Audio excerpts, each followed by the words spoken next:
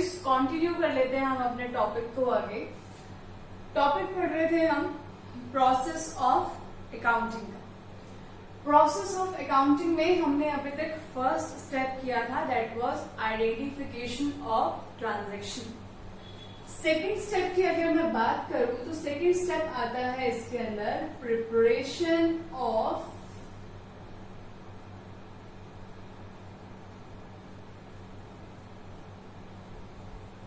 Vouchers.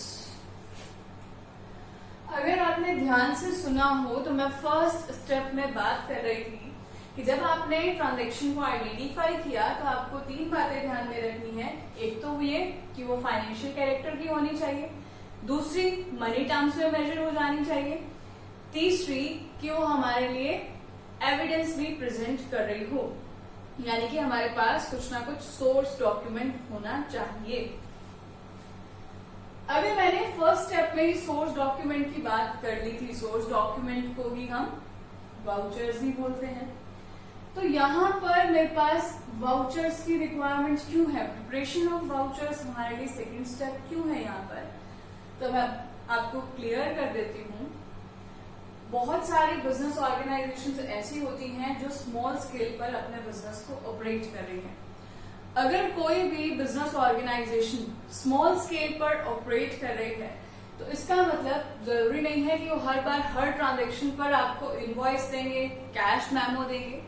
तो कहने का पर्पस सिर्फ इतना सा है कि अगर आपने ऐसी कोई भी बिजनेस ट्रांजैक्शन की है जिसका एविडेंस आपको सेलर नहीं दे पाया है, यानी कि जिसके लिए आपको कोई सोर्स डॉक्यूमेंट और वाउचर हमारा सेलर या फिर जिसके साथ आपने ट्रांजैक्शन की है वो पार्टी आपको नहीं दे पाई है कोई भी सोर्स डॉक्यूमेंट, तो उस टाइम पर हमारा बिजनेस क्या करेगा, अपने लिए खुद ही वाउचर्स को प्रिपेयर करेगा। इसका मतलब ये हुआ कि अगर आपको किसी भी ट्रांजैक्शन के लिए इनवॉइस नहीं मिला है तो आप अपनी बिजनेस ऑर्गेनाइजेशन का इनवॉइस लेकर उसके ऊपर सेम ट्रांजैक्शन को रिकॉर्ड कर सकते हो और उसके ऊपर अपने सेलर के सिग्नेचर और स्टैम्प ले सकते हो, ताकि वो फिर से आपके लिए किसका काम करे, आपके एविडेंस का काम करे। वाउचर्स हमेशा हमारे लिए एविडेंस या फिर प्रूफ का काम करने वाले हैं। अगर आपके बुक्स की ऑडिट होती है या फिर कभी भी लीगल रिक्वायरमेंट होती है, कोई भी कोर्ट केस है उसमें रिक्वायर्ड है कि आपको अपने अकाउंट्स को प्रेजेंट करना है, तो उस टाइम पर जो हमारे एविडेंसेस हैं वो रिक्वायर्ड होते हैं। तो वाउचर्स को मेंटेन करना बहुत ही नेसेसरी है। या तो आपने आइडेंटिफाई करते समय ट्रांजैक्शन को खुद ही चेक कर लिया कि इसका वाउचर अवेलेबल है। अगर किसी ट्रांजैक्शन का वाउचर अवेलेबल ना हो तो सेकेंड स्टेप में आपको क्या करना है, इसकी प्रोसेस की उस वाउचर को खुद से प्रिपेयर कर लें। अब आ जाओ थर्ड स्टेप पर। थर्ड स्टेप होता है हमारा recording in the book of original entry. अगर अकाउंटिंग की डेफिनेशन आपको ध्यान हो तो उसके अंदर हम वर्ड्स यूज करते हैं कुछ। एक तो हम रिकॉर्ड करते हैं, accounting is an art of recording, classifying and summarising. ठीक है, तो ये रिकॉर्डिंग से हमारी डेफिनेशन स्टार्ट हो रही है। तो वही हमारा यहाँ पर प्रोसेस में थर्ड पॉइंट है कि आपको रिकॉर्डिंग करनी है।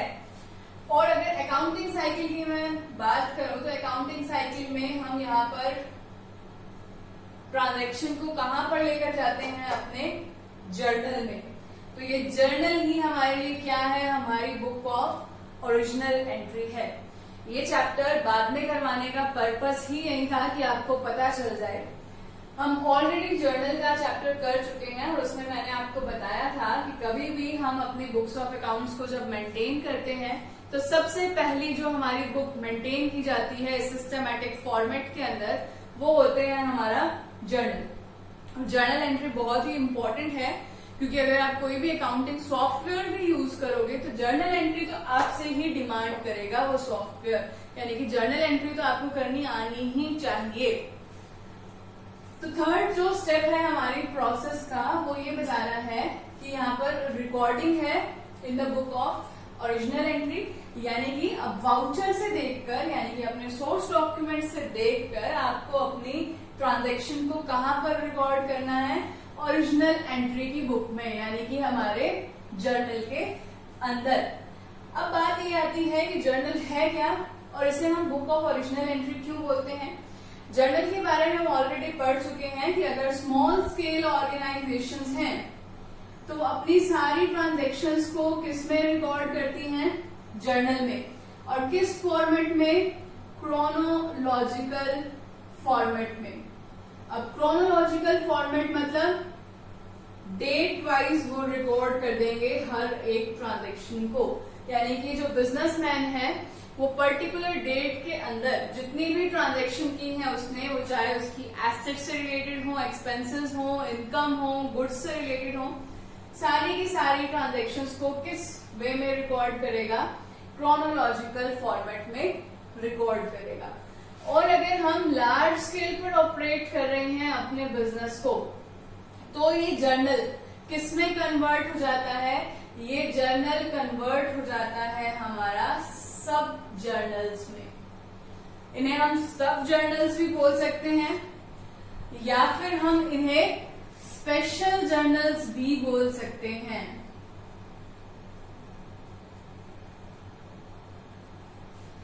इसके अलावा हम इन्हें सब्सिडरी बुक्स भी बोलते हैं। ये नाम सारे आपको ध्यान में रखने हैं। इन्हें हम सब जर्नल्स भी बोल सकते हैं, स्पेशल जर्नल्स भी बोल सकते हैं और सब्सिडरी बुक्स भी बोल सकते हैं।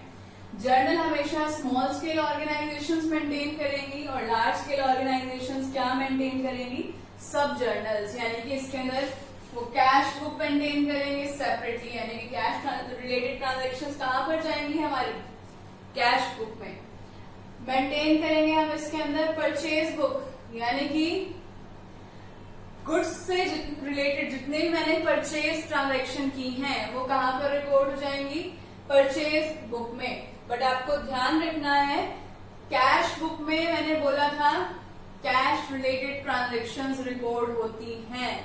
अगर मैंने गुड्स को परचेज किया कैश में तो इसका मतलब वो कहां पर रिकॉर्ड होगी, कैश बुक में। अगर मैंने गुड्स को क्रेडिट पर परचेज किया तो वो कहां पर रिकॉर्ड होगी, परचेजेस बुक में। तो ये डिफरेंस है, यहाँ पर ध्यान रखना। सब जर्नल्स हमारा कैश बुक की फॉर्म में है, परचेजेस बुक की फॉर्म में है, सेल्स बुक एक हम प्रिपेयर करते हैं। इसके अलावा हम purchase return book, sales return book और प्रिपेयर करते हैं हम एक जर्नल प्रॉपर। अब थर्ड स्टेप करना तो है हमने, यानी कि रिकॉर्डिंग तो हमने करनी है। ओरिजिनल एंट्री यानी कि पहली बार हमारे बुक्स ऑफ अकाउंट्स में वो ट्रांजैक्शन एंटर होने वाली है। बट हमें ये ध्यान रखना है कि वो जो ट्रांजैक्शन है स्मॉल स्केल है तो जर्नल में रिकॉर्ड होगी, सेम फॉर्मेट, डेट वाइज और क्रोनोलॉजिकल फॉर्मेट में। और अगर लार्ज स्केल बिजनेस है तो वो सब जर्नल्स या सब्सिडरी बुक्स या स्पेशल जर्नल्स में रिकॉर्ड किया जाएगा। अब सब जर्नल्स कौन कौन सी फॉर्म में हो सकते हैं, cash book, purchases book, sales book, purchase return, sales return और जर्नल प्रॉपर। तो ये था हमारा थर्ड स्टेप। अब चलते हैं हम इसके फोर्थ स्टेप पर।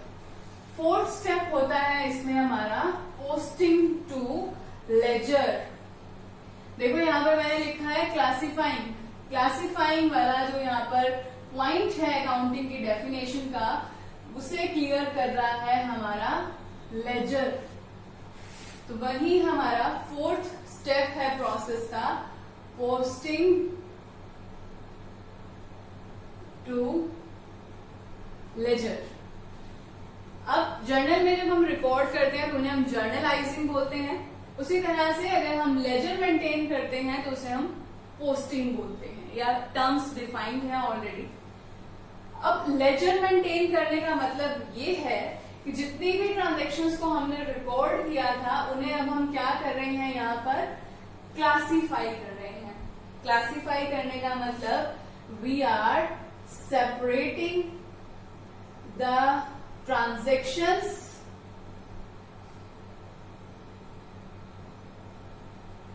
अंडर एन अकाउंट, कि हम क्या कर रहे हैं, जितनी भी सिमिलर नेचर की ट्रांजैक्शंस हैं, यानी कि सिमिलर नेचर ऑफ अकाउंट की ट्रांजैक्शन है, उन्हें हम सेपरेट करते जा रहे हैं। किसके अंदर, उसके अकाउंट के अंदर। जैसे कि अगर मैं बात करूं कि मैंने प्रिपेयर किया है अपना बैंक अकाउंट, तो बैंक अकाउंट में मैं क्या रिकॉर्ड करूंगी, अपनी बैंक से रिलेटेड रिसिप्ट्स और बैंक से रिलेटेड पेमेंट्स। तो कहने का मतलब ये है, लेजर के अंदर पोस्टिंग करते ही हम क्या कर रहे हैं, जर्नल में मुझे जो भी बैंक की ट्रांजैक्शंस मिलेंगी वो सारी बैंक की ट्रांजैक्शंस कहां पर रिकॉर्ड हो जाएंगी, मेरे लेजर में।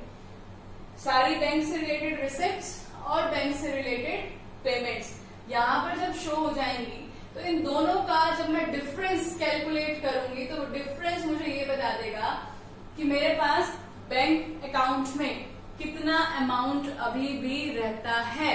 या फिर अगर मैंने रिसिप्ट्स यानी कि मैंने डिपॉजिट कम किया बैंक अकाउंट में और पेमेंट ज्यादा कर दी है, तो इसका मतलब मैंने बैंक से लोन ले लिया है, उसे हम ओवरड्राफ्ट बोलते हैं। तो आपको ये पता चल जाएगा कि आपके बैंक अकाउंट में आपके डिपॉजिट्स हैं या फिर ओवरड्राफ्ट है। इसी तरह से अगर मैं किसी पर्सन का अकाउंट बनाऊं, जैसे कि मैंने प्रिपेयर कर दिया राम का अकाउंट, राम है हमारा डेटर। अगर राम डेटर है तो यहाँ पर जब मेरा बैलेंस आएगा इस अकाउंट में, इसकी डेबिट और क्रेडिट में रिकॉर्ड कर दूंगी सिर्फ राम से रिलेटेड ट्रांजेक्शन को, तो मुझे इस बैलेंस से पता चल जाएगा कि राम ने अभी मुझे और कितना अमाउंट पे करना है, यानी कि कितना अमाउंट अभी भी ड्यू है। तो ये था हमारा इसका fourth step, that is posting to ledger. तो लेजर के अंदर हम क्या कर रहे हैं, हम अपनी ट्रांजैक्शन को सेपरेट कर रहे हैं। जो सिमिलर नेचर की ट्रांजैक्शन है उन्हें हम एक ही हेड में, यानी कि उसके लिए एक सेपरेट अकाउंट मेंटेन कर रहे हैं। और इसका बेनिफिट यही है कि जब हम सेपरेट अकाउंट्स मेंटेन कर लेते हैं तो हमें ये पता चल जाता है how much we have to receive from debtors account, how much we have to pay from creditors account, how much cash in hand is available in the business from cash account, how much bank balance is existing in the name of business from bank account। इसी तरह से आप जितने भी accounts बनाओगे उनका purpose यही है। अगर एक्सपेंसेस का अकाउंट है तो आपको पता चल जाएगा कि आपने कितने एक्सपेंसेस पे किए हैं, और अगर इनकम का अकाउंट है तो आपको पता चल जाएगा कि आपने कितनी इनकम्स को रिसीव किया है। तो ये था हमारा इसमें फोर्थ स्टेप।